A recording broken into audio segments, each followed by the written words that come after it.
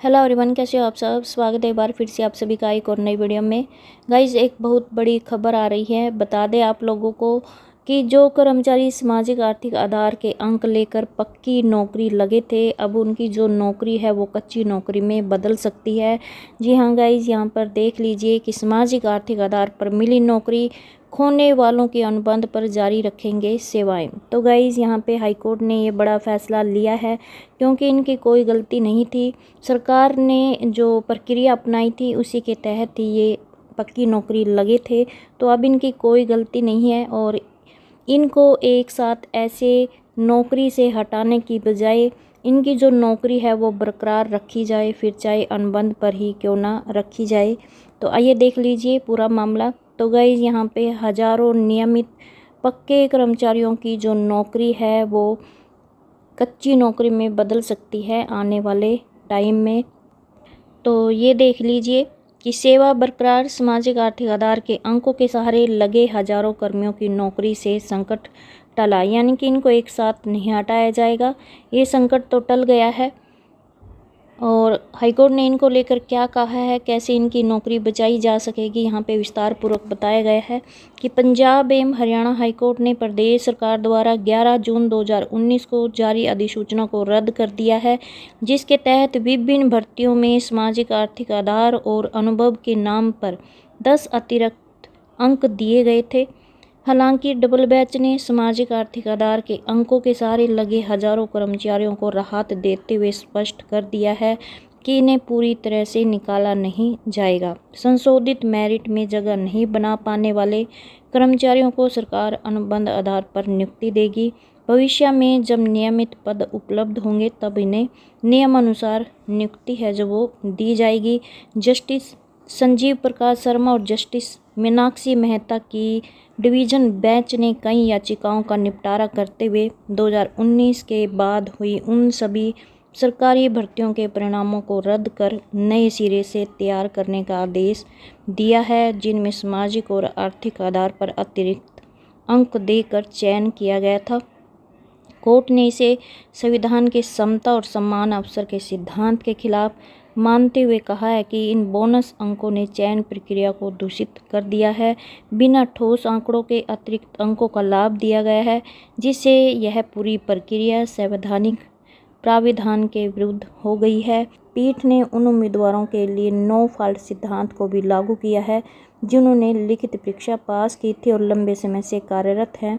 Court ने कहा कि यह उम्मीदवार कठिन चयन प्रक्रिया से गुजरे थे और उन्हें उस प्रक्रिया के अनुसार ही नियुक्त किया गया था जो विज्ञापन में तय की गई थी। तो गाइस, यहाँ पे ये बात सही कही गई है क्योंकि जो कर्मचारी लगे हुए थे इनकी कोई गलती नहीं थी, क्योंकि सरकार ने जो प्रक्रिया अपनाई थी उसी के अनुसार ही इनका जो चयन है वो हुआ था। भले ही कोर्ट ने 11 जून 2019 की अधिसूचना को अस्वीकार किया है, लेकिन इन नियुक्त कर्मचारियों को सज़ा नहीं दी जानी चाहिए क्योंकि गलती उनकी नहीं है। और यहाँ भी देख लीजिए कि नियमित पद उपलब्ध होने पर ही मिलेगी नियुक्ति। इस फैसले से यहाँ पे 10,000 से अधिक सरकारी कर्मचारी प्रभावित होंगे। कोर्ट ने यह भी निर्देश दिया कि नए परिणाम तैयार करते समय केवल वास्तविक मेरिट के आधार पर नियुक्तियां की जाए। जिन उम्मीदवारों को नए परिणामों में चयन नहीं मिलेगा उन्हें सरकार की ओर से अस्थायी या कच्चे कर्मचारी के रूप में रखा जाएगा जब तक कि संबंधित पद रिक्त नहीं होते।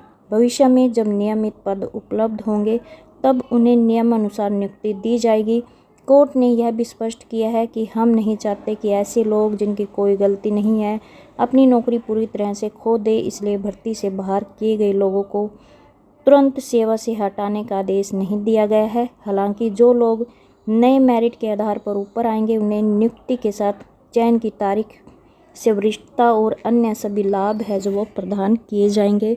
तो गाइज, यहाँ पे इन कर्मचारियों को भले ही राहत दे दी गई है, लेकिन इन कर्मचारियों के लिए ये बड़ा झटका भी है क्योंकि अब तक ये पक्की नौकरी है जो वो कर रहे थे और 2019 के बाद की ये भर्तियां हैं। तो ऐसे में जो हजारों कर्मचारी हैं वो इससे प्रभावित होंगे।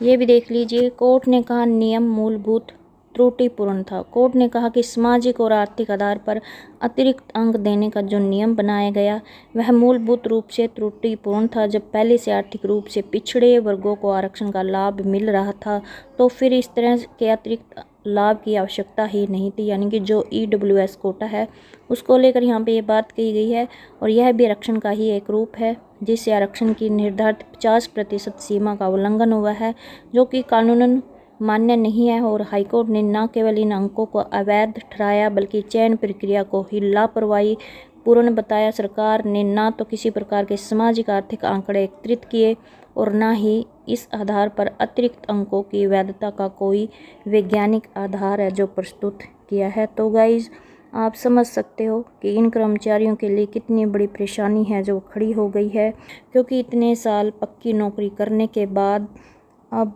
जो ये पक्के कर्मचारी हैं, पक्के कर्मचारी के स्थान पर कच्चे कर्मचारी ना बनकर रह जाए। बाकी आप अपनी राय है जो कमेंट बॉक्स में ज़रूर लिखें। तो ये देख सकते हो ये अपडेट आज हर अखबार में आई है कि 2019 के बाद की भर्तियों का रिजल्ट फिर बनेगा, हज़ारों की नौकरी जाएगी और भर्ती से बाहर होने वालों को नए पद सृजित होने तक रखा जाएगा तथ्य आधार पर। और वहीं पर यहाँ पे CM नायब सिंह सैनी ने भी शुक्रवार सुबह एडवोकेट जनरल परविंदर चौहान और हरियाणा कर्मचारी चयन आयोग के चेयरमैन हिम्मत सिंह से बातचीत की है और कानूनी विकल्पों को तलाशने को कहा है। और सैनी ने इस बारे में अपने प्रमुख अधिकारियों से भी चर्चा है जो की गई है। तो हम यही आशा करते हैं कि इन कर्मचारियों के साथ बुरा ना हो और इनका लिए कोई ऐसा रास्ता निकल जाए कि ये इनकी जो नौकरी है वो भी बची रहे और जो नए कर्मचारी ऐड होंगे उनको भी नौकरी है जो वो मिल जाए। तो ये थी आज की अपडेट। आई होप आपको ये अपडेट अच्छी लगी हो। प्लीज़ चैनल को सब्सक्राइब और वीडियो को लाइक कमेंट शेयर करना ना भूलें। धन्यवाद।